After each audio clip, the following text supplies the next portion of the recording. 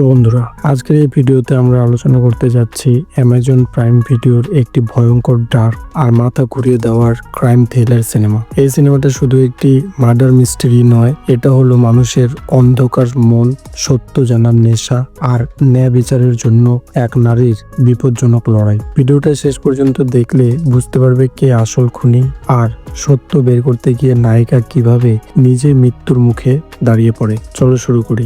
গল্পের মূল চরিত্রে আছেন সন্দেহা। সে একজন ক্রিমিনোলজি গ্র্যাজুয়েট, মানে অপরাধ কিভাবে হয়, অপরাধের মন কিভাবে কাজ করে, এগুলো নিয়ে সে পড়াশোনা করেছে। কিন্তু বর্তমানে সে একজন সাংবাদিক। এই কাজে তার খুব একটা মন নেই। একদিন সে এবং তার খুব কাছের বান্ধবী ববি ও তার বয়ফ্রেন্ড কফি খেতে যায় এবং সেইখানে তারা ঠিক করে যে সন্দেহা পডকাস্ট করবে। কিন্তু একদিন হায়দ্রাবাদ শহরে ঘটে যায় এক নৃশংস খুন। ববি ও তার বয়ফ্রেন্ডকে নিজের ঘরে খুন করা হয়। সেখানে প্রথমে যায় সন্দেহা ও পরে আসে পুলিশ। দরজার ভেতর থেকে লক করা, কোনো চুরির লক্ষণ নেই, কোনো সাধারণ মোটিভ নেই। পুলিশ প্রথমে এটাকে সাধারণ খুন বলে এড়িয়ে যেতে চায়, কিন্তু সন্দেহা খেয়াল করে এই খুনটা প্যাটার্ন ঠিক মিলেছে 5 বছর আগে একটি সিরিয়াল কিলিং কেসের সাথে। সেই কেসটা তখন হঠাৎ করেই বন্ধ হয়ে গেছিল। 5 বছর আগে একের পর একজন মেয়েকে খুন করা হয়েছিল।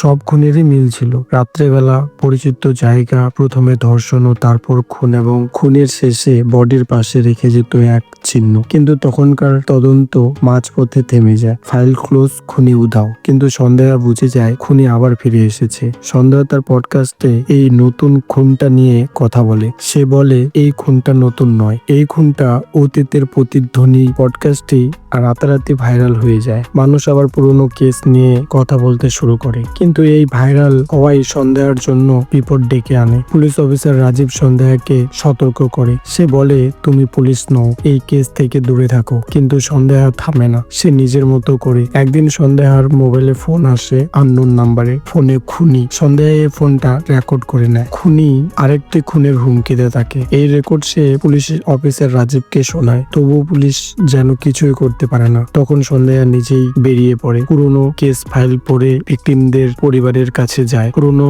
সাক্ষীদের খোঁজে। আর এদিকে যেন খুনি তার পেছনে। তদন্ত করে সন্দেহা ধীরে ধীরে বুঝতে পারে যে এই খুনি শুধু মানুষ মারছে না, সে খেলছে। সে কিন্তু চায় যে সন্দেহা সত্যের কাছে আসুক, কিন্তু পুরোটা নয়। সন্দেহার অতীতের ট্রাম, তার ভয়, তার একাকিত্ব সবকিছুই যেন খুনি ব্যবহার করছে। একদিন সন্দেহা তার পুরনো অফিসে মিডিয়ার সামনে সেই পুরনো ঘটে যাওয়া ভিকটিমদের মধ্যে যারা বেঁচে আছে তাদের নিয়ে আসে। তারা সবকিছু মিডিয়ার সামনে সত্য খুলে বলে। তারা চায় এই খুনিকে ধরতে এবং ন্যায় বিচার করতে। এরই মধ্যে খুনি আবার আরো 2টো খুন করে সেম প্যাটার্নে। প্রতিটা খুন যেন সন্দেহকে বার্তা দিচ্ছে, তুমি যত কাছে আসবে ততই অন্ধকার গভীর হবে। এখন পুলিশও বাধ্য হয় সন্দেহার তথ্য ব্যবহার করতে। এক পুরনো নোটবুক থেকে সন্দেহা পায় একটি নাম, একজন ব্যক্তি যাকে সবসময় তদন্ত থেকে বাদ দেওয়া হয়েছিল। কেন? কারণ সে নিজেই তদন্তকারী দলেরই একজন। সে পুলিশ অফিসার রাজীবকে খবর দেয়। তারপর সে তার বিয়ের জন্য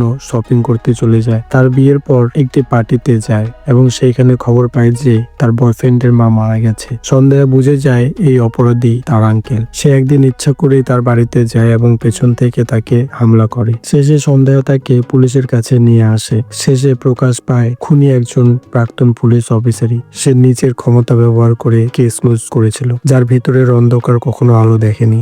সন্দেহ তার লাইভ পডকাস্টে সব প্রমাণ প্রকাশ করে দেয়। মানুষ ও ভিকটিমদের পরিবার অনেক খুশি হয়ে যায়। শেষের দৃশ্যে সন্দেহ আবার পডকাস্ট চালু করে। সে বলে অন্ধকার সব জায়গায় আছে, কিন্তু কেউ যদি আলো জ্বালাতে সাহস করে তাহলে সত্য বেরিয়ে আসে। তো বন্ধুরা, এই সিনেমা আমাদের শেখায় সত্য চেপে রাখা যায় না, আর অন্ধকার যত গভীরই হোক একটা আলোই যথেষ্ট। ভিডিওটি দেখার জন্য অনেক ধন্যবাদ বন্ধুরা। দেখা হচ্ছে অন্য কোনো সিনেমার গল্পে। ততক্ষণে ভালো থাকবেন সবাই। ধন্যবাদ।